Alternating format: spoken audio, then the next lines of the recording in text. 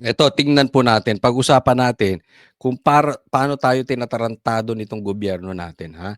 Tingnan nyo.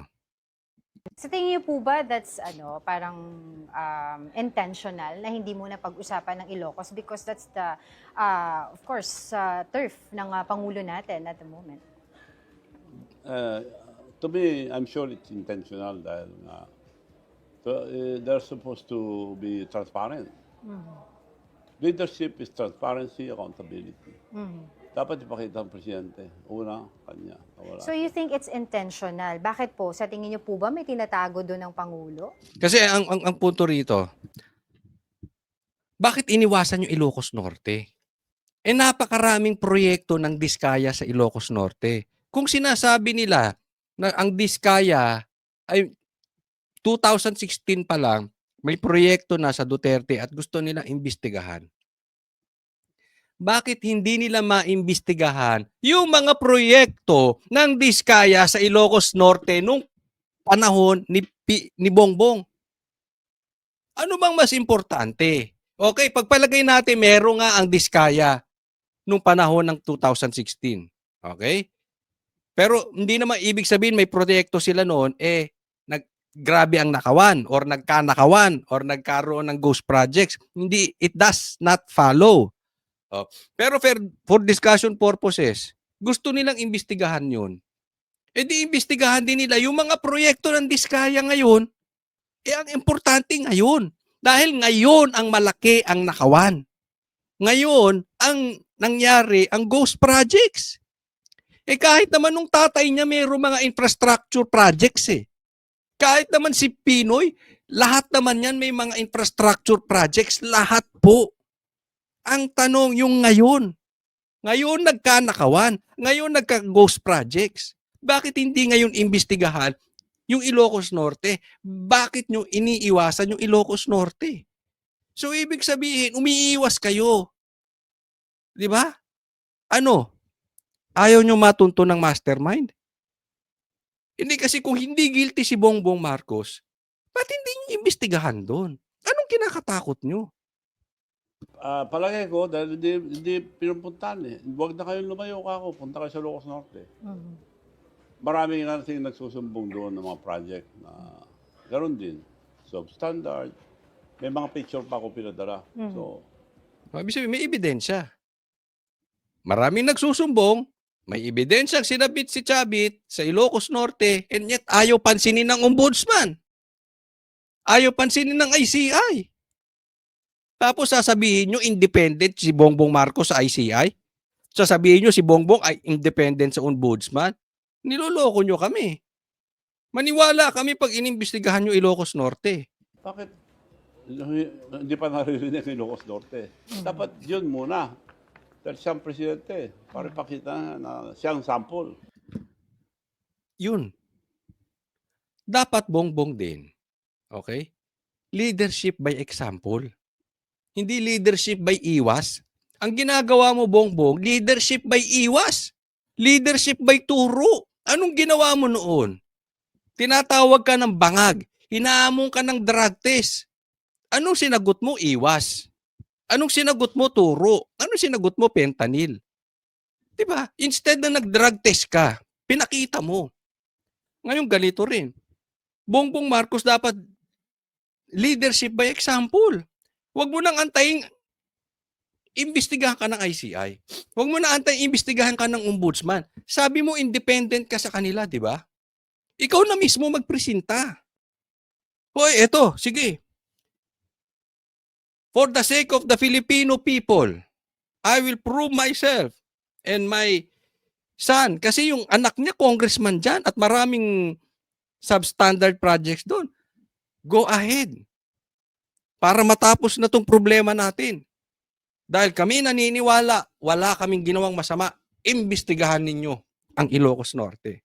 And then, after nyo imbestigahan ng Ilocos Norte, after napatunayan nyo malinis kami, then you proceed to others. But as of now, being the leader of, and the president of the Philippines, sige, I give you permission Huwag kayong mag-iimbestiga kahit sa anong lugar. Unahin ninyo Ilocos Norte. Dapat ganyan, Bongbong Marcos. Ikaw nga dapat nagpipresenta ka, o ito yung mga proyekto, o completed. O ito yung mga projects, o. Gusto mo bang masolusyonan? Ang problema ng Pilipinas, wala nang tiwala sa gobyerno. Gusto mo masolusyonan? Pakita ka na. Huwag ka nang mag-antay, tanga. Ginagawa mo kaming tanga eh. Huwag ka na mag-antay. Ikaw na mismo magpresenta, pakita ka ng ebidensya. Kasi sasabihin na naman ng mga dilawan, lagi kang pinagtatanggol, ay kayo magpakita ng ebidensya na addict si Bongbong, bakit nyo siya pagda-drug test? Hindi. Hindi importante rito. Hindi naman tayo nasa korte. Kasi pag sa korte, dapat ang nagpapakita ng ebidensya yung nag-aakusa. Hindi po tayo nasa korte. Ang problema ng Pilipinas ngayon yung tiwala sa gobyerno. Dahil terrible ang nakawan. So paano may babalik yung tiwala? Paano mawawala yung nakawan ikaw mismo ayaw ka magpakita ng ebidensya? Ano klase kang presidente? Ano klase kang leader? Title lang? That's all you have. Yung iba nga dyan eh. All you have is a title. Wala kayong silbi. O next, tingnan nyo po ito ha. Tingnan po natin ito, okay? I-discuss natin kasi ngayon naman, ang pinag-iinitan nila, itong si Atayde. Ha? Ang hilig talaga nitong gobyerno na ito sa mga sikat. Ito yung sinabi na ni Cayetano eh. Kaya pinupuntir yan. Di ba isipin mo, ang problema, binanggit na. Yung mga kasamahan, yung mga malalapit kay Tambi at kay Saldi. Tapos, meron nang binanggit na mga kontraktor. Pero ang pilit na binabanatan, yung mga senador, sila Cheese, si Villanueva, yung ganun ba? Alam mong dinadivert, ito si Atayde, isang diversion na naman ito. Bakit? Sikat eh.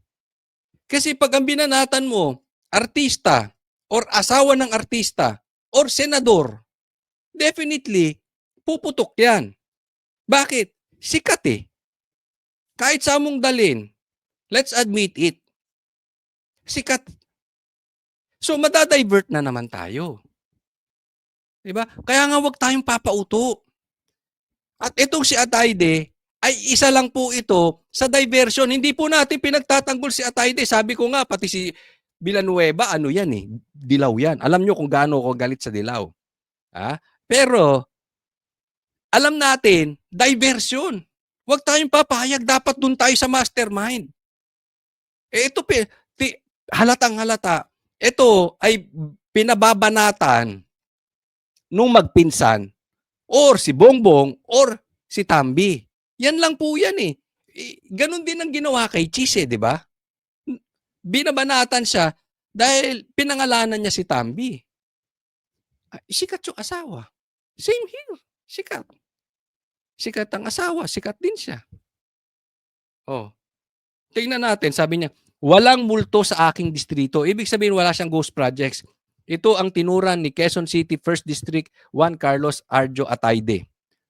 Okay? Matapos personal na bisitahin noong Martes ang 7 flood control drainage project sa mga lugar ng Bahay Torre del Monte Project at San Antonio. Walang ghost project sa ating, walang multo sa Distrito 1. Wala pong basihan ng mga sinasabi na non-existent itong mga ito. Baka kailangan lang maayos ang coordination para sigurado ang impormasyon hinggil sa proyekto. Bilang sagot sa tanong ng mambabatas, sinabi ng DPWH sa ilalim sa liham noong Setyembre 19 na ang 7 proyekto ay verifiable at nakita sa mga lugar kung saan itinayo ang mga ito. So ibig sabihin, yung proyekto, yung flood control projects andoon, nakatayo. Mamaya po ipapakita ko sa inyo. Nilinaw rin ng DPWH na sa 66 na umano'y mga ghost projects na lumabas sa media, 7 sa mga ito ay nasa distrito ni Atayde. Kumpirmado namang nakumpleto ang 5 sa mga ito, habang ang natigil na 2 pa dahil sa hindi na-resolvang problema. So, 5, kumpleto na. 2 ang hindi pa lang nakukumpleto dahil doon sa teritoryo, doon sa Mariblo Creek. Ito, tuloy natin. Nakadokumento at mayroon ding photographic evidence ang lahat ng mga proyekto na mambabatas dagdag pa ng DPWH. Yan po yung sinasabi natin. Hamon namin. Sa'yo, Bongbong Marcos. Sa'yo, Tambi.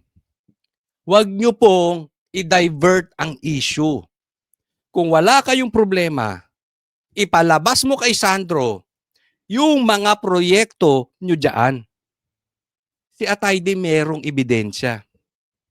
Ngayon, nang masilip ng taong bayan, ito hindi natakot to. Siya mismo nagsasabi, nagpapakita ng ebidensya. Pakita po natin, ito yung mga ebidensya niya.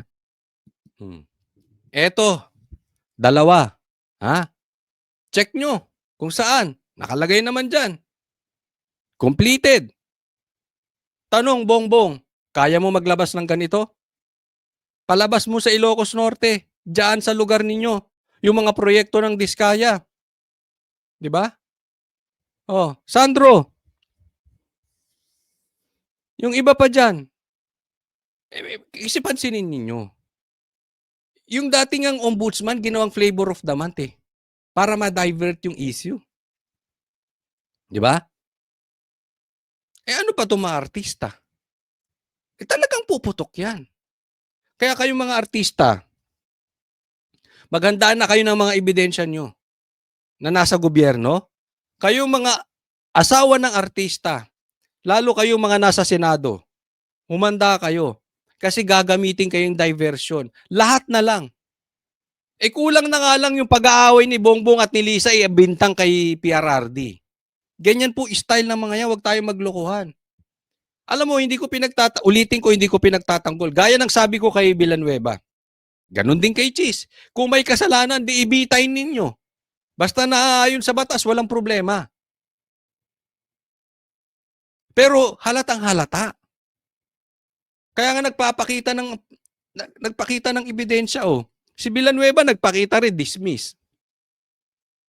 Kitang-kita mo, dinadivert lang. Yung mga animal na yan, iniiwas sa mastermind. Kung sino-sino na lang. Kaya nga, nakakatakot, baka susunod niya mga vloggers na babanatan. Dahil maiingay Ma-divert lang. Huwag naman sana, mapunta tayo sa martial law. Kasi pagka wala ng baka yariin na si Sara. Huwag naman sana. Baka wala na silang diversion magawa. Ito pa, pakita pa natin, ha? Ito pa, mga completed na. So, the ghost projects, yung mga natitira na lang, dadalawa ata. Pero andun na, nakatayo na. Di ba? Matatapos na. Dahil may problema dun lang sa territory daw. But, alam mo, itong ginawa ni Atayde, ito ay ibig sabihin malakas loob niya. Kasi naglabas ka ng ebidensya Pag naglabas ka ng ebidensya, susceptible yan na i-counter ng kalaban. Chechikin nila yan. Totoo ba itong mga pinagsasabi? Diba? Kung hindi totoo yan, hindi ka maglalabas. Kunwari ako si Atayde. Diba? Medyo mas gwapo lang akong konti. Hindi. Mas gwapo. Halataan naman, pambihira kayo. Mas gwapo. Coach Oli, napasok mo pa yung sarili mo, pambira. Hindi, kunwari lang. Minsan lang mangarap kayo talaga. Kunwari ako si Atayde. Okay? At duda ako sa mga proyekto, hindi ko ilalabas yan. Gagayahin ko si Bongbong. Tago ko. Hindi ako iimik.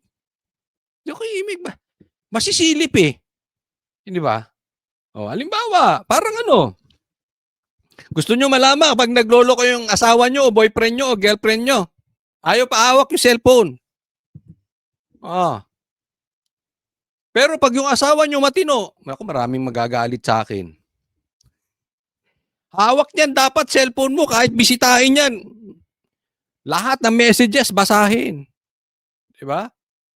Ganyan ang ginawa ni Atayde. Parang binigay niya yung cellphone. O ito, imbestigahan ninyo mga animal. Selos ka ng selos.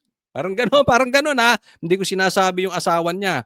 O, parang gano'n. Inopen niya doon sa nagseselos kay Atayde. O ito, yung proyekto. Tingnan ninyo. Di ba? Pero yung ginagawa ni Bongbong, yung ginagawa ni Sandro, yung ginagawa ni Tambi, yun ang guilty. Sa aking tingin na, ayaw maglabas ng opinion. Isipin mo, tinuro ka na ng tinuro. Anong ginawa mo? Binanatan mo yung asawa ni Cheese. Pambira naman, no? Imbis na naglabas ka ng ebidensya. Ito naman presidente, imbis na naging magandang halimbawa, naglabas ng ebidensya, wala din. Di ba? Oh. Banateros, focus po tayo. Hindi tayo papayag ng diversion. Wala tayong gusto kung hindi yung mastermind. Focus tayo. Yung mga bubwit, yung mga kontraktor, saka na kayo. Dahil kami, nakafocus sa mastermind. Pag nakulong yung mastermind, sabihin ko sa inyo, kalahati ng problema ng Pilipinas, solve na. Kalahati ng nakawan sa Pilipinas, solve na. Tagaan nyo sa bato yan. Dahil yan ang nagpapahirap sa atin. So doon tayo mag-focus, huwag tayong papayag. Ito pa, isa pang diversion. Ito pa si Cheese, ha? Alam nyo naman to eh. Tayo, transparent tayo dito, ha? Alam nyo, banatan ko to si Cheese. Kaliwat kanan, alam nyo yan. Pero, alam natin, magandang ginawa ni Cheese doon sa pangunguna niya as Senate President. Dahil yung unconstitutional na impeachment, alam niya. Bagamat hindi niya pinigil yun, ni-raise niya lang yung issue na kukwestiyonin ang constitutionality nitong impeachment. Na yun naman ang talagang ginawa ng Supreme Court. Sinabi nila, yung impeachment laban kay Sara is unconstitutional void ab initio. So simula pa lang. Hindi natin sa pinagtatanggol. Pero alam natin, galit sila kay Cheese. Una, bakit? Dahil hindi naging successful yung impeachment. Pangalawa, alam natin sikat si Cheese. Alam natin, sikat din yung asawa. Again, another diversion. At si Cheese ang naglakas ng loob. Pinangalanan si Tambi.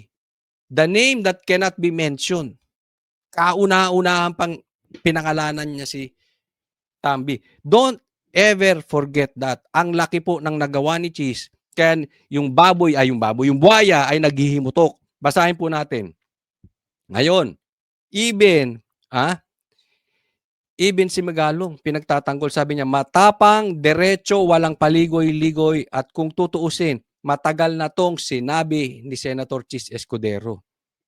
Sabi ni Magalong, bago pa man pumasok ang investigasyon, pinangalanan na ni Cheese si Martin Romualdez bilang mastermind sa flood control mess.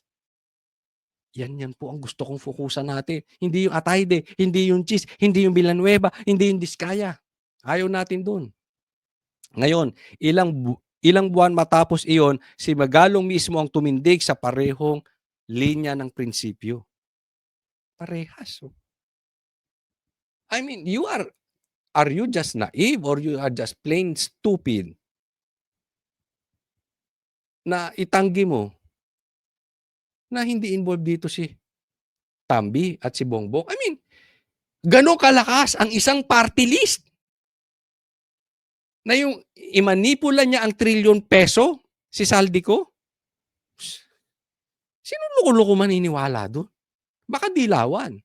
Baka yung mga komunista. Baka yung mga NPA maniwala.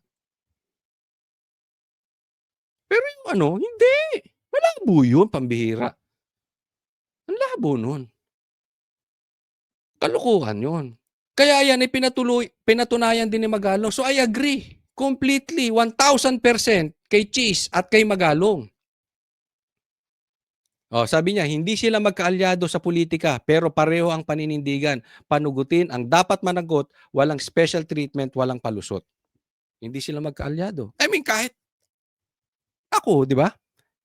DDS tayo eh. Iba naman si ano. Friends nga siya kay Cheese. Si ano, di ba? Oh. Hindi siya pinagtatanggol. Again, hindi to nagiging defensive. Pero baka kasi may mga bagong nanonood dito. Yung matagal na nakakakilala at matagal na nanonood sa akin, doon tayo sa tama lagi. Eh nakita natin tama talaga yung ginawa ni Cheese eh. Tama eh. Oh. Kaya malinaw, hindi ito laban politiko o laban sa politika. Kaya ulitin ko, kaya wala akong tiwala dyan sa mga lintik na dilawan na yan. Alam mo, grabe ang nakawan. Please bear with me. Listen to this, sa aking mga manunood. Grabe ang nakawan sa Pilipinas. We are not talking here about billions. Ang daming pera natin tumatapon. Imaginin mo, halimbawa, ikaw ay kumikita ng 30,000 a month. Yung kalahati nun, ninanakaw ng asawa mo, ninanakaw ng anak mo. Tapos ikaw nagbibisyo ka pa, adik ka pa. Ang natitira sa pamilya nyo para pang gastos 5,000, 25,000 tumatapon. Parang ganito nangyayari sa Pilipinas. Ang sakit, di ba? Mahirap na tayo. Tumatapon pa pera. Halimbawa, ikaw ay maliit na ang sahod mo, nasa 10,000 na lang. Ang liit na ng sahod mo. Tumatapon pa. Di bali sana ang sahod mo halimbawa ay 5,000 lang. Pero lahat yun napupunta sa mabuti. Libre ka lahat. Diba? Walang problema. Pero kung natatapon lang sa kalukuhan, nananakaw, masakit yun. Kaya nga, kailangan natin, sa laki ng problema natin sa nakawan sa Pilipinas, kailangan natin ng tatayo. Sana hindi na ito politika. Wala nang DDS, wala nang pula, wala nang dilaw, wala nang komunista. Pag magnanakaw. Pag mastermind, mastermind. Kaya ayaw ko tong dilaw, lintik na ito. Sasabihin nila, ayaw namin ng korupsyon, pero ayaw namin bumaba si Bongbong. So, ang importante sa kanila, hindi yung masolusyonan yung nakawan. Hindi masolusyonan yung korupsyon. Ang masolusyonan, wag makaupo ang Duterte. Anong klase yan? Hindi dapat ganun. Dapat kahit anong kulay natin. Pag nagnakaw yan, pag yan ang mastermind, ikulong yan, wala akong pakialam kung sino yan. Ba't ganun ang attitude nating mga Pilipino? Tama si Magalong dito eh. Ito ay laban ng katotohanan, laban sa sistema ng palusot. At sa laban na to, si Cheese ang unang nagsabi at ngayon si Magalong ang nagpatunay. I agree. Again, sinisiraan din si Magalong. I don't care. Basta si Magalong lumalaban. Bati tayo. Kay pula ka, kay dilaw ka. Kay ayaw mo sa DDS. Ang importante sa'yo, mastermind. Ng ghost projects ngayon, wag mong ipasa doon. Wag ka lang pasa ng pasa. Wag mong i-divert. Okay tayo. Yan ang nanindigan. Kita naman natin kung paano nanindigan si Cheese. Kaya binabanatan. Ito po, tingnan natin. Ito, pag-usapan naman natin, si Lacson nagbago. May bago na naman. Ikaw, Pinky. Pagbago. Inuudyok na si former House Speaker Martin Romualdez na voluntaryong lumitaw sa Senate Blue Ribbon Committee hearings. Sabi ni Senate President Pro Tempore Panfilo Lacson sa Agenda Weekend ng Bilyonaryo News Channel. Nakakapagtaka si Ping Lacson, di ba? Dati ayaw niyang paimbita si Tambi, ayaw niyang paimbita si Saldi kasi siyempre congressman nga naman, nakakahiya naman na meron silang kasunduan, di ba? Interparliamentary courtesy. So wag mo imbitahan sa kabilang house. Ganun pala tayo mo, ba't ngayon bigla mong ba't gusto mong imbitahan? Okay yan. Ako sabi, Coach Oli, ano ba naman kayo? Pag hindi imbitahan, galit ka. Pag imbitahan, galit ka. Hindi po. Okay yan. Okay yan, Ping Lacson. Pinky. Salute. Basta totoo. 'Di ba? Kasi baka mamaya sa group chat nyo, change script lang kayo kasi hindi umubra. Napaginitan ka. Baka change script lang yan tapos another diversion. Mamaya ipapakita ko sa inyo. Baka diversion na naman, ha? Kung hindi naman daw totoo ang naging cash deliveries sa kanyang bahay kaugnay ng infra projects, dapat magkusa na lang siyang sumipot. Kung solid naman ang kanyang depensa sa parte na yon, sa aspeto na yon, na yung pagdi-deliver na di umano ay hindi pwedeng mangyari o imposible mangyari kasi under construction yung bahay. Binunyag ng What? May photo si Ping Lacson. So kung matibay ang ebidensya mo, ba't di ka po mag-submit sa Senate? Pero tanong ko sa Ping Lacson, yung Ilocos Norte ba hindi nyo iimbestigahan? Nagtatanong lang kasi maraming proyekto diskaya dyan.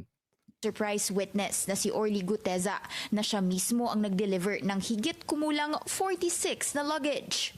May laman daw itong kickback na hindi bababa sa 40 million pesos each sa bahay ni Romualdez at dating Representative Zaldico. Yan ay mula 2024 hanggang ngayong taon. Para kay Lacson, mas maganda kung may daladala ring pruweba si Romualdez para pasinungalingan ito.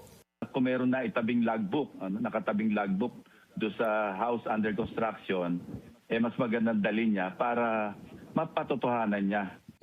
Medyo nadududa ako. Tapos biglang maglalabas si Tambiro, no? Ay, may logbook! Oops, pasok sa script. Well, bigyan natin ng chance, okay? Bigyan natin chance. Kaya lang, baka mamaya, nag-iba lang to ng kwento, change script sila para another diversion. Pagdating, meron na namang lalabas. Di ba? Well, again, sabi ko nga, sige, tingnan natin. Pero, ito lang sinasabi ko. Nakaobserba ang mga Pilipino. Hindi nyo na kami madadaan sa magpipress-con kayo, magpapa-interview kayo, tapos pagdating doon sa actual, iba. Hindi nagtatali. Iba yung sinasabi ninyo, iba yung ginagawa doon sa Senado. Tapos, yung iba namang tatanga-tangang manunood, maniniwala sa sinabi mo. Kahit hindi naman nagkaroon ng follow-through o follow-up nagawa sa Senado. Diyan tayo mahihirapan. Pero, tandaan nyo, andito kami nakabantay. Magpapaalala kami kung budol ka rin, katulad ng amo mo. Na walang dumating doon ng mga sasakyan. Hindi pa raw sila nagkakausap ni Romualdez at humihingi na rin siya ng tulong kay Senate President Tito Soto para makipag-ugnayan sa dating House Speaker. Nangyari na rin ito nung si Lacson pa ang chairman ng Senate Committee on Public Order and Dangerous Drugs nang madawit ang pangalan ni nooy Representative Ching Veloso sa illegal drug trade sa panahon ng Duterte administration. Doon, nabigyan ng pagkakataon si Veloso makapagsalita. Sinusubukan pa naming makakuha ng pahayag mula kay Romualdez. May sakit daw si Romualdez, wag nyo abalahin. Hindi na raw nakakakain. hindi, walang gano'n. Pero may sakit daw siya. Pambira, yan ba naman, laki ng problema mo. Diba? Isipin mo, ang dami mong bahay sa Forbes. Tapos magkakasakit ka lang dahil sa stress. What's the use? Sa ngayon, wala pa siyang sagot sa amin. Pagdating kay Ko, hindi pa raw alam ni Lacson kung nasan siya, pero lumalakas na ang panawagang i-cancel ang kanyang passport. Wala pang jurisdiction ng korte tungkol dito, pero may legal opinion na pwedeng maghain ng petisyon para sa kanyang passport cancellation. Halimbawa, DPWH or Ombudsman or DOJ ay magpadala ng request or petition sa korte para mag-issue ng order na i-cancela yung kanyang passport. Yun, DOJ pala. Sino dyan? Si Boying din. Ombudsman. Si Boying din. Kakansilahan, papadala kaya para kansilahin ng ang passport, papadala kaya ni Boying sa Supreme Court? I don't think so. Pag kinansila yan at napauwi yan si Saldi, patay ang mastermind dyan. Tagaan nyo sa bato. Magkakautal-utal yan. Sa pagkakautal-utal niya, malalaglag niya yung mastermind. Kaya I don't think gagawa ng hakbang ang pamahalaang ito para mapauwi si Saldi. Lacson, wag na. Lip service yan. Maniwala ka. bilang pangunang hakbang. Sakaling hindi pa rin sumipot si Ko sa mga susunod na Blue Ribbon hearing, pwede siyang makontempt at tuluyang hainan ng arrest warrant. Ito, next po tayo. Pakinggan natin. No, ito, isa pang bakla. Nakigulo pa ito sa kaguluhan ngayon. Itong si Sendenya, sabi niya, this is a warning. Uy, matatakot mo, Duterte. This is a warning and a promise. Uy, may tunupad ka bang pangako? Eh, ano nagawa mo sa Pilipinas? To the Dutertes, especially impeached Vice President Sara Duterte, that their legacy of corruption will face its day of reckoning. Yan. So, ibig sabihin, mananagot, lalong-lalo na to si Sara. Galit talaga sila. Ayaw nila makaupo. Yung mga komunista, hindi ko sinasabing siya, pero yung mga komunista talagang nasa likod eh. Talagang ayaw mapaupo dahil delikado mga komunista kay Sara. Sakto to sinabi ni Pulong. Our legacy is written in the streets, hospitals, communities we've served. Alam mo, kahit anong paninira niyong gawin, kayong dilawan, kayong mga komunista, kayong mga takot sa Duterte, kahit anong paninira niyo, hindi niyo maaalis na. Minahal ng taong bayan eh. Lalong-lalo na si PR. You cannot deny that. Don't believe the lie. Kasi kayo yung nagsisinungaling, pati yung kasinungalingan ninyo, parang niloloko na kayo. Diba? Mahal ng tao. Hindi man lahat. Majority ng Pilipino, mahal ang Duterte dahil may legacy sila sa Davao. Ikaw, anong nagawa mo? Kaya nga sabi dito, yours is written in angry sound bites. Yan ka lang eh. Anong nagawa mo? May ospital ka? May proyekto ka? May infra ka? And cheap propaganda posters. Yung kayo, sa rally, may nakalagay doon. Hindi ko siya sabi komunista, pero komunistang komunista. NPA na NPA yung datingan. You want a day of reckoning, be careful what you wish for. Ako naniniwala ko that there will be a day of reckoning. Hindi lang sa Duterte, hindi lang sa Dilawan, sa lahat po ng tao sa buong mundo. That there will always be a reckoning. Kaya nga magdahan-dahan tayo sa mga galaw natin. Makaligtas tayo sa hustisya ng mundo dahil malakas ka sa presidente o sa politiko o mayaman ka or powerful ka. There will always be a reckoning. Hindi ka makakaligtas sa judgment ng Panginoon. Mag-iingat tayo sa ganyan. Kung ikaw ay maganda ang ginagawa mo, again, maganda ang kapalit. Pag ikaw ay masama, di ba? Pero puntahan natin itong katulad kay Duterte. Hindi mo na maiaalis eh. Mahal siya sa Davao at hindi lang sa Davao. Buong Pilipinas. Pero kaya ako sinabing sa Davao dahil doon ang teritoryo. Alam nung mga kababayan nila doon yung ginawa. Isipin mo, halimbawa, punta kang Leyte. Sige, tingnan mo anong nangyari doon.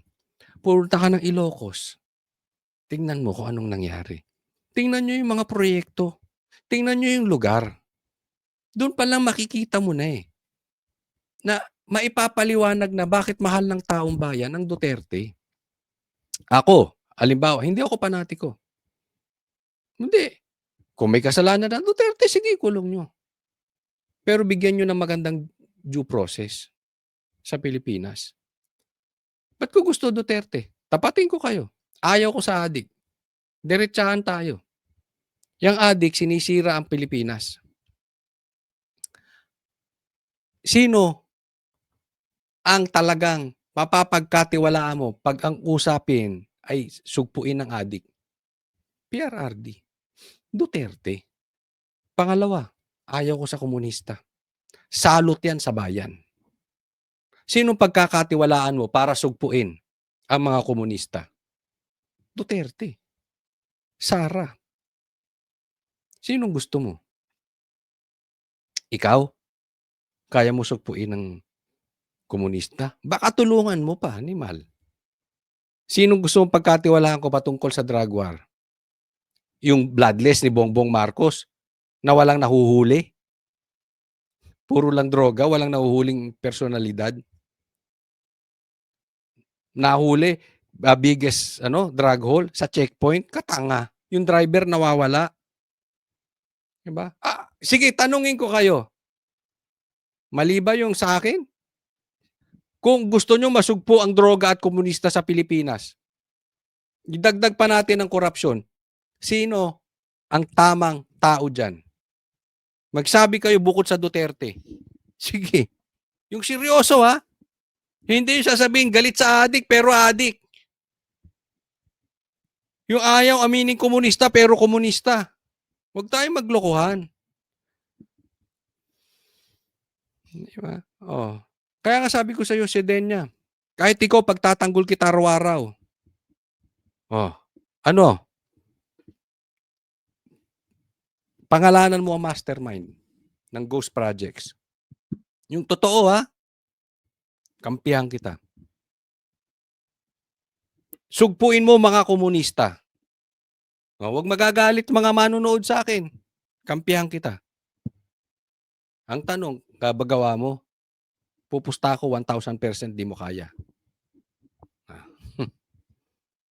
Hindi tayo hindi tayo panatiko. Doon lang tayo sa pinanindigan. Next po. Eto, okay, nabasa ko tong post na ito. Humihingi ng saklolo para sa Pangulo. Tulungan nyo na po ang Pangulo. Lahat po tayo tulong-tulong sa Pangulo para iangat na po yung ekonomiya pambihir. Ang tagal na namin nagtuturo sa Pangulo, hindi nakikinig. Sinasabi namin, tumutulong kami. Una pa lang, at the get-go, from the very start, sinabi namin, huwag mong ilagay ang pinsan mo. Guguluhin tayo niyan. Nakinig ba?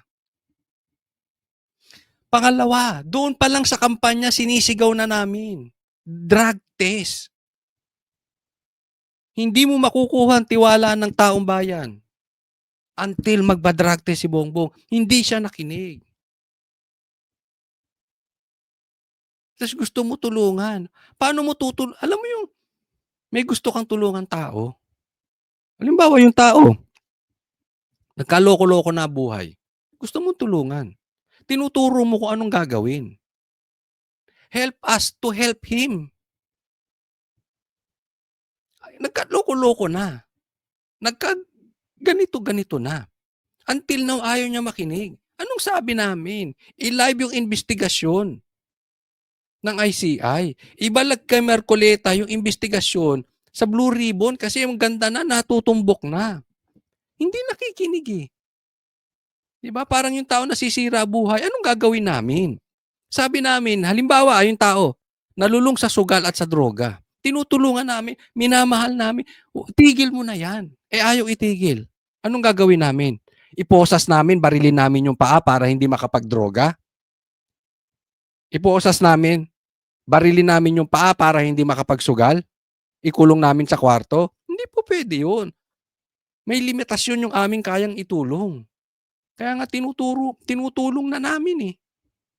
Hindi lang po ako nagsasalita niyan, buong Pilipinas. Sabi niyo makikinig ang Pangulo. Doon lang sa paglagay niyo kay Ombudsman. Ayaw na ng taong bayan, nakinig ba kayo? Doon sa hindi niyo pinadaan sa due process. Tinangay niyo si PRRD ron. Ayaw ng taong bayan, nakinig ba kayo? O wag na tayong pumunta ron. Baka sabihin, partisan, hindi. Doon na lang sa investigasyon na gagawin sa nakawan ngayon. Ayaw nyo makiki-operate. Tapos ngayon, hingi kang saklolo. Tangay ang presidente mo. Diba? Siya nga presidente, walang magawa. Kami pa. Kulang siya sa leadership by example. Actually, he's not a leader. Alam mo, gusto mong, Claire, ito payo ko. Sabihin mo sa amo mo. Siya ang pinakamalaking matutulong sa Pilipinas. mag-resign siya. Aangat ang Pilipinas. Maniwala ka diyan, Claire. Yan lang. Yan lang ang solusyon talaga. Pahirap eh. Hindi niya na kayang i-handle. Ay! Gising! Sa mga natutulog dyan, gising, gising. Oy, oy, oy, oy. Gising ha, gising. Huwag kakalimutan ha. Kasi ito si Drilon, pambihira talaga to. Ano kaya ang problema na ito si Drilon? 'Di ba? Siguro naman mayaman to. Maganda bahay nito. Maganda kwarto nito. Sa lagay ko naka-aircon to, baka mamahalin pa kama nito tsaka kumot. Diyan pa talaga sa set na piling matulog, pambihira. Dati niya nang gawain yan sa Senate eh. Tulog. Ay, doon ka na sa bahay matulog, pambihira ka diyan. Dumayo ka pa, pinahirapan mo sarili mo. Sige, tuloy po tayo. But I would advise Ombudsman Remulla, if you are listening, you work. Stop conducting press conferences almost every day. Ayan, diniretso siya ha. If you are listening, may matindi po yan. Parang ano yan, ha? O eto, naiintindihan to ng mga abogado. Parang diniretso niya dito. Hindi nagpatutsyada si Martires. Diniretso niya na. Ito si Boying na mukhang preskon. Hoy, wag ka puro preskon. Magtrabaho ka, animal. O parang ganun. Ha? Para sa akin, ang dating nito, debate. Hinahamon ka ng debate, Boying. Kaya maganda to. Alam natin, medyo nagulat si Boying dito. Hindi agad nakasagot. Bukas! O maya-maya lang, may sagot na yon. Pero, sakto ang sinabi nitong si yung dating yung former ombudsman na si Martires. Because you will never know what is really happening in the office of the Ombudsman. Diversionary tactic lang ang umano'y secret decision sa reversal ng dismissal order kay Senator Joel Villanueva. Yan daw ang nakikitang motibo ni former Ombudsman Samuel Martires sa mga pahayag ni Ombudsman Boying Remulla.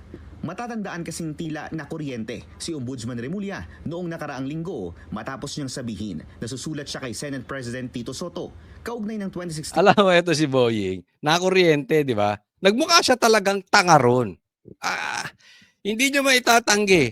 Talagang, tanungin ninyo yung mga abogado. Hindi yung mga abogadong galit kay Sara ha. Kasi yung mga abogadong galit kay Sara, kahit anong gawin nito si Boying, o kahit anong gawin ng administrasyon, kahit magpaka-clown ang mga abogado sa buong Pilipinas, etong mga abogadong galit kay Sara, sasabihin nila tama. Doon kayo magtanong sa mga abogadong nasa gitna. Yung hindi galit kay Sara at hindi rin gusto si Sara, talagang nagmukhang tanga si Boying doon.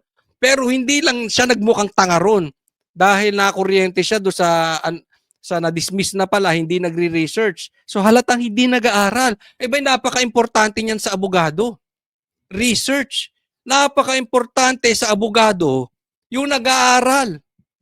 Kaya talagang kakahiya ito sa buong Pilipinas at sa mga abogado. Pero, yung reaction ni Boying, lalo siyang nagmukhang tanga. Bakit? Anong sabi niya? Bakit secret decision? Ayun pal. Dinagdagan pa niya. Kaya alam mo, ito payo ko sa'yo, Bongbong Marcos. Ha? Kasi ikaw madalas ka rin maging tanga, Bongbong. Ha? Pag nagkamali ka na ng nasabi, apologize na lang. Huwag mo nang pagtakpan. Kasi lalo mong hinuhukay eh. Lalo mong binabaon yung sarili mo. Tingnan mo to si Boying, doble na. Lalo siya nagmukhang tanga sa mga kaya niyan lokohin yung taong bayan. 'Di ba? Pero yung mga nag-iisip na mga Pilipino, hindi niya maloloko, hindi niya magagawang tanga. Lalong-lalo na dun sa mga abogado, 'di ba? Oh. Kaugnay ng 2016 dismissal order ni former Ombudsman Conchita Carpio Morales laban kay Villanueva. Bago madawit ngayon sa flood control scandal, una nang nasangkot ang senador sa PDAF o pork barrel scam. Sa kaparehong araw ng naging pronouncement ni Remulla, binawi niya rin agad ito matapos ang ilang oras. Natuklasan daw kasi ng kanyang opisina. Alam mo yung parang kang vlogger. Meron kang binalita. Nagkamali ka, fake news pala. Di ba? Okay lang yun, normal yun eh. Tao ka, nagkakamali ka. Basta hindi mo sinasadya, Di aminin mo, nagkamali ka, then apologize. Di ba? Wala namang perpekto eh. Kaya lang ito pinapanindigan. Oh. Tanga 2019 pala talaga. binaligtad ang dismissal order ni Villanueva matapos aprubahan ni Martires ang isang resolusyon na pumapabor sa motion for reconsideration ng senador. Sa kabila ng malaking pangalan ni Villanueva, hindi ito lumabas sa media o sa publiko. Kaya ani Remulla, tila isang secret ruling ang nangyaring reversal. Sa programang The Spokes Tanga ng talaga. Billionaire News Channel, inamin ni Martires na siya mismo ang tumanggi na i-publish ang naturang desisyon. Paliwanag ni Martires, ayaw niyang mapolitika ang naging resolusyon ng Office of the Ombudsman. If I publish it, if I talk about it, sasabihin ng tao, kinakatigan ko si Joel Villanueva. Okay? Kinakampihan ko si Joel Villanueva. At the Yan din. time I signed, I approved that resolution Yes. granting the motion for reconsideration, hindi ko kilala si Joel Villanueva. The first time I met him was in the Senate during the budget hearing. I don't know Joel Villanueva. Kaya lang, pag Tingnan nyo si Drilon. Ha? Parang malalaglag na yung mata eh. Antok na antok. Pambihira. Ay, mag-exercise naman kasi. Pambihira. Talagang magiging antuking ka niyan. binigyan ng kulay, di ba? In masisemi ngayon, yung secret decision, binigyan ng kulay eh. Tila ginagamit lang din daw ang issue ng reversal para mailihis ang mga dapat pag-usapang issue. But haven't you noticed that I am now the flavor of the month? Ayun. And the flavor of the month before was flood control projects. Yan. Alam nyo, yan po ang style. Diyan po tayo magfo-focus, mga banateros, banateras, mga DDS. Kasi ang gagawin ng gobyernong ito hanggang sa matapos itong 2025, baka hanggang 2028 na lang, hanggang 28 pa, diversion. Huwag po natin kakalimutan, i-divert. Kaya kailangan tayo mga banateros, tayo mga DDS, maging mautak tayo. Papasukan tayo ng Trojan horse. That is another diversion. Papasukan tayo ng malaking balita. Diversion yan. Babanatan mga sikat. Diversion. Tatandaan po natin, ang pinaka nagpapahirap sa Pilipinas, tama si Martires eh, etong flood control projects. Ito ang flavor of the month, etong ghost projects. At wag tayong papayag mga banateros na i-divert nila. Mag-iingat po tayo, especially sa Trojan horse. Alam nyo, we be very careful here. Kasi hindi na nila magiba ang Duterte. Kailangan maging wais po tayo dito ha. Sobrang lakas ng Duterte, kahit anong banat nila, kahit anong silip nila, kahit anong diversion nila, si BP Sara hindi bumababa ang trust rating. So, nawawalan na sila. Okay? Ito yung natanggap ko galing sa ating intel, sa aking itim na puwet. Ang next nila, pasakaksaan tayo ng Trojan horse. Okay? Sisirain from the inside. May magpapanggap na DDS, tapos wawasakin tayo. Be very careful. Okay? So, basta't pinaghihiwa-hiwalay ang DDS, ingat tayo dyan. Kasi hindi na kayang tibagin ang Duterte. Ghost projects. Nakalimutan na natin yon. Yun eh. Kaya wag tayong yung pag-iimbestiga ni Lacson, yung pag-iimbestiga sa Senate, yung pag-iimbestiga sa ICI, kahit ano pa yan, dapat papunta tayo doon sa ghost projects. At the same time, papunta sa mastermind.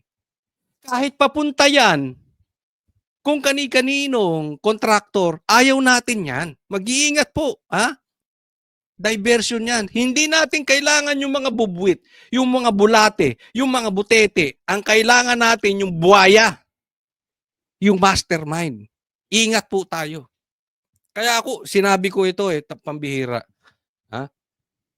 Normal gagawa sila ng diversion. Ayaw nilang mapunta sa mastermind eh. Kasi guilty yan. Ha? In my opinion, talagang aawatin yan dahil maraming pera yan, tatandaan po natin. Pero ito higit sa lahat eh. gagawa sila ng diversion. Sana naman yung medyo makatotohanan. Pambihira, pati ruling, dismissal, giniwang issue. Kulang na lang, pati yung pag-aaway na mag-boyfriend ng mga artista, bayaran. Gumawa sila. Ingat din tayo dyan, ha. Gagawin nila yan. Para diversion. The flavor of the month was the trillion. Kaya nagising tuloy si, wag kayo. Ang ingay-ingay mo, Kotsoli, nagising si Drilon. De, pero matalino yan, matalino. Antukin lang, ha. Peso March. Nakalimutan na rin ng tao. Sa kaparehong programa, sinabi naman ni Nooy Senate President Franklin Drilon na hindi na nila iniakyat sa Senado ang kaso ni Villanueva dahil kung pagbabasihan daw ang saligang batas, walang jurisdiksyon ng ombudsman sa mga miyembro ng Kongreso. Pero paglilinaw niya, klaro na hindi inaktuhan ng Senado ang dismissal order mula sa ombudsman. Titingnan nyo, ha. Hindi na inakyat sa ombudsman, sa Senado. Ibig sabihin, sila mismo, alam nila, hindi po guilty si Villanueva. Ulitin ko, hindi ko po pinagtatanggol si Villanueva, ha? Hindi ko kakilala yan, hindi ko nakakausap yan. Okay? Dilawan pa nga daw yan, eh. Yan ang sabi, dilawan yan. Hindi po yun ang issue. Galit si Coach Oli sa diversion. Huwag nyo kaming ibahin, mga animal. Ang gusto namin mabitay, yung buhaya. Has not been brought to the Senate on the merits as to whether or not there is a basis for the malfeasance charge of Villanueva. Dagdag ni Drilon, posibleng magsagawa ng sariling litigation ang Senado sa mga miyembro nito. Ibig sabihin, kahit na walang jurisdiction ng dismissal order ng ombudsman sa Kongreso, nasa kamay ng mismong legislative body ang paglitis at paghatol kung dapat bang tanggalin sa pwesto ang isang miyembro ng kanilang kapulungan. Pero kita nyo, hindi nila tinanggal si Joel Villanueva. Ibig sabihin, hindi guilty. Yun lang. So, nice try. Buhaya, nice try. Next po tayo. Pero ito, gusto kong marinig nyo. Kasi yung version ng bilyonaryo, mabait sila kay Parang mabait sila kay Boying. Kulang, hindi na kumpleto. Ito mas maganda tong version na ito, pakinggan nyo, ha. Take on what's going on right now? Well, I look at it as, as a diversionary tactic, as I said, to let the people in the meantime forget about the ghost projects, about the flood control anomalies. So divert it to the secret decision, which there is no secret decision. The secret decision is just, yung bukang bibig lang ni Ombudsman Remulla. But I would advise Ombudsman Remulla, if you are listening, you work. Stop conducting press conference. Yan kasi talito si Boying talagang hindi parang hindi nagtatrabaho. Kaya alam nyo, mali-mali yung sinasabi niya. Ibig sabihin, mag-ombudsman ka, payag ka sa bendalo. Talagang hindi nagtatrabaho. Pero ugali na talaga ni Boying yan, eh. Para siyang bakla. Ang hilig rumampa. Diba gawain ng bakla yan? O ng vlogger, mahilig magdaldal. Diba? Kami. Pero kung hindi ka naman bakla, hindi ka naman vlogger, diba, ombudsman ka, saan ka nakakita ng ombudsman, press con? Parang tanga lang talaga, oh. Conferences almost every day. Parang hindi ko sinasabing tanga, ha, parang. Because you will never know what is really happening in the office of the ombudsman. Biro mo, hindi mo alam anong proseso sa isang kaso. Kaya kung minsan nagmumukhang tanga yung ombudsman. Ayan, derechahan. Inalis ng bilyonaryo, eh. Isipin mo, hindi mo alam. Ombudsman ka, wala kang alam. Isipin mo kung ako nag-discuss, mali. Vlogger lang ako, ha. Nakakahiya. Ikaw pang ombudsman, hindi mo alam yung batas. Mukha ka talagang tanga. Niniretso ka na nito. Ay, ombudsman, Boying. Sa tingin ko, hinahamon ka ng debate nito. Derechahan na to. If you are listening, sabi niya, magtrabaho ka, nagbumukha kang tanga. Hindi ako nagsabi nun, ha? Ang sarap lang ulit-ulitin. Okay, next po tayo. Speaking of tanga, Ang sakit mo, Kotsoli. Pag-usapan natin yung tanga. Ay mukhang tanga. Hindi po saklaw ng Pangulo ang anumang aksyon na gagawin po ng Ombudsman. Yan ang igini Naks, parang totoo. Sinabi mo nga dati, anti-Marcos ka eh. Oh, di ba? Para kang dilawan. Alam mo, masaglitan ko lang to Kausapin ko kayo mga dilawan. Kain suka kayo, kain tae kayo. Dati minumura nyo si Bongbong, ngayon iba na kayo. Okay lang yung nagbago ka eh. Di ba? Nagbago ka na, oy, maayos pala si Bongbong. Di ba? Sige. Pasensya na, nagkamali ako ng tingin kay Bongbong. Parang ganun eh. Pero yung kinakain mo yung tae ni Bongbong, dahil ayaw mong maupo si Sara, matindi ka. Wala talaga kayong prinsipyo kayong mga dilawan. Magkaiba yun eh. Di ba? Yung nakita mo, ay nagbago yung tao, bilib na ako sa taon to. Okay lang yun. Lahat naman tayo nagkakamali, lahat tayo nagbabago eh. Sana. Pero dahil ayaw mo maupo, tatandaan nyo yan ha. Yung nangyayari ngayon, na-expose ang dilawan. Wala talaga silang prinsipyo. Politika lang ang hanap nila. Iniit na Malacanang sa panukala ng Ombudsman na balikan ang drug war cases sa ilalim ng administrasyon ni dating Pangulo Rodrigo Duterte. Ani Palace Press Officer Claire Castro, isang independent body ang opisina ng Ombudsman. Kaya hindi na ito kailangan mag-ulat o isang Niwala ako sa'yo, Bongbong Marcos. Yan ka na naman, hindi mo. Bakit ang pinili mo si Boying? Yan ang nagpadala kay PRRD sa dahig. Tapos ang pinili mo ombudsman, si Boying. Tapos ang iimbestigahan niya yung confidential funds sa drug war. Alam mo, Bongbong, wag mo kaming lokohin. Ang naloloko mo lang yung mga komunista. Ang naloloko mo lang yung mga dilawan. Pero karamihan ng taong bayan hindi naniniwalang hindi mo saklaw ang ombudsman. Pambira naman potong opisina ng Pangulo sa anumang hakbanging nais tahakin ito. Pero pagdating sa proseso ng pag-review ng mga kaso, Kung ano po ang kakailanganing tulong ng Ombudsman sa mga law enforcement agencies to get the, let's say, data or facts or reports, yun naman po ay ipagkakaloob. Sinabi nyo na rin yun, hindi kayo makikipagtulungan sa ICC pero nakipagtulungan kayo. Sinungaling ka, Claire. Kasi sinungaling yung amo mo. Pero pinaninindigan mo, di ba? Ganyan ang sinabi nila dati. Ngayon, ganyan na naman na hindi raw inuutusan ng naghuhugas lang kayo ng kamay. Ganyan ang mga style ng mga Marcos. Lokohin mo yung lole lang mo.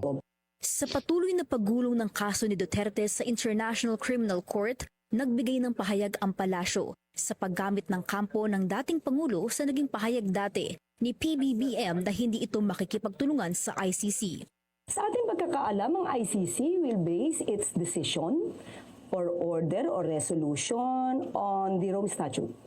And it will not be guided by the political statements. Nauna nang ibinasura ng ICC ang petisyon ng kampo ni FPRRD na kumukwestiyon sa jurisdiksyon ng korte. Nanindigan ito na otorisado sila na ituloy ang kaso laban sa dating Pangulo dahil sa crimes against humanity. Ito lang masasabi ko dito, okay, sa pag-iimbestiga sa drug war.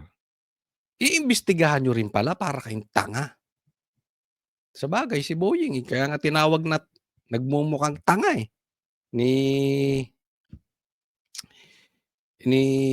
for dating ombudsman di ba? Isipin mo,